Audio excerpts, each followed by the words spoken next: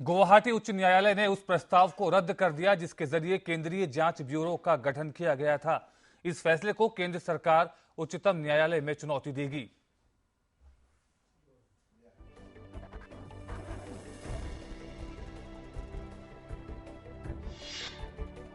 तेलंगाना मुद्दे पर गठित मंत्री समूह आंध्र प्रदेश के 8 राजनीतिक दलों के साथ 12 और 13 नवंबर को करेगा चर्चा। राज्य से संबंधित मंत्रियों से 18 नवंबर को होगी बातचीत। मंत्री समूह की कल नई दिल्ली में बैठक। छत्तीसगढ़ विधानसभा चुनाव के प्रचार में राजनीतिक दलों ने झोंकी पूरी ताकत।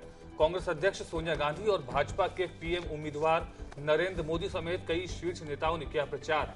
11 नवंबर को पहले दौर की 18 सीटों के लिए होगा मतदान। कांग्रेस ने मध्य प्रदेश विधानसभा चुनाव के लिए 13 उम्मीदवारों की अंतिम सूची जारी की। भाजपा ने भी 11 और प्रत्याशी घोषित किए। मध्य प्रदेश चुनाव के लिए नामांकन का आज आखिरी दिन।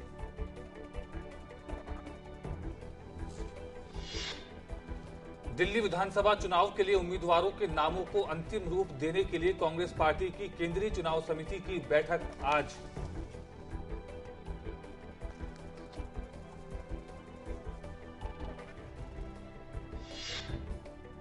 कांग्रेस उपाध्यक्ष राहुल गांधी को चुनाव आयोग के नोटिस का जवाब देने की समय सीमा आज हो रही है खत्म। मुजफ्फरनगर दंगा पीड़ितों पर टिप्पणी जारी करने के मामले में आचार संहिता उल्लंघन का नोटिस।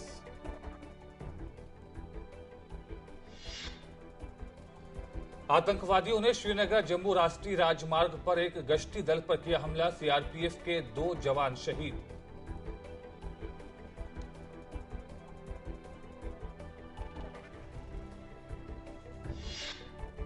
नाइजीरिया के नागरिकों को कैंसर बताने वाले गोवा के कला और संस्कृति मंत्री ने मांगी माफी। मुख्यमंत्री मनोहर पारिकर ने एक नाइजीरियाई राजनयिक पर लगाया धमकी भरा एसएमएस भेजने का आरोप। केंद्रीय मंत्रिमंडल की आर्थिक मामलों की समिति ने पावर ग्रिड कॉरपोरेशन के फॉलो ऑन पब्लिक ऑफर को दी मंजूरी। ये पब्लिक ऑफर 78 करोड़ 70 लाख रुपए का है, जो पावर ग्रिड की चुकता पूंजी का 17% है। 44वां भारतीय अंतर्राष्ट्रीय फिल्म महोत्सव 20 नवंबर से गोवा में होगा शुरू। सूचना और प्रसारण मंत्री मनीष तिवारी ने दी जानकारी। चेक गणराज्य के निर्देशक जीरी मैंजल को लाइफ टाइम अचीवमेंट पुरस्कार से नवाजा जाएगा। सिनेमा के क्षेत्र में एक नए सेंटेनरी पुरस्कार की स्थापना। फिलीपींस में इस साल का दुनिया का सबसे भीषण तूफान हयान तटीय इलाकों से टकराया। तूफान 600 किलोमीटर की रफ्तार से मनीला के दक्षिण से होकर उत्तर पूर्व की तरफ बढ़ रहा है। ईरान के विवादास्पद परमाणु कार्यक्रम पर विश्व की प्रमुख 6 शक्तियों और ईरानी अधिकारियों के बीच चल रही बातचीत पर इजराइल ने ईरान से प्रतिबंध हटाने को बड़ी गलती बताया है।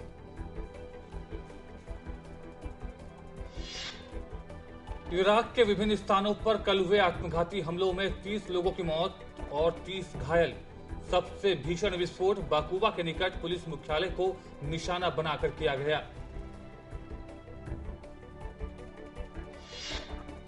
लीबिया की राजधानी त्रिपोली में एक बार फिर हिंसा का दौर शुरू। विद्रोहियों ने अपने कमांडर के मारे जाने पर शहर में जमकर की गोलीबारी। पिछले दिनों इन विद्रोहियों ने प्राकृतिक गैस भंडारण पर कब्जा कर लिया था।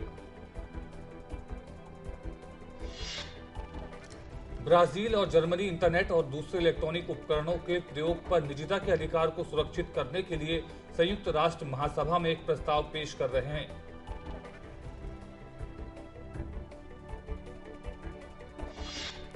बांग्लादेश के चुनाव आयोग ने कट्टरपंथी राजनीतिक दल जमात इस्लामी को आगामी आम चुनाव में भाग लेने से मना किया। चुनाव आयोग ने कहा जमात के पंजीकरण को हाईकोर्ट ने अवैध ठहराया और ऐसे में ये दल चुनाव में नहीं ले सकता हिस्सा। ट्विटर ने न्यूयॉर्क स्टॉक एक्सचेंज में की जोरदार शुरुआत। इश्यू प्राइस से लगभग 73% तक चढ़कर $45 के पार पहुंची शेयर की कीमत। इससे वेबसाइट को हुई $25 अरब की कमाई। भारत करेगा 2018 के पुरुष हॉकी विश्व कप की मेजबानी। स्विट्जरलैंड में अंतर्राष्ट्रीय हॉकी संघ की बैठक में लिया गया फैसला। महिला हॉकी विश्व कप की मेजबानी का जिम्मा इंग्लैंड को सौंपा गया है। वेस्टइंडीज के खिलाफ पहले टेस्ट में भारत की पकड़ मजबूत। खेल के दूसरे दिन टीम इंडिया ने 6 विकेट के नुकसान पर बनाए 354 रन, 120 रन की बढ़त।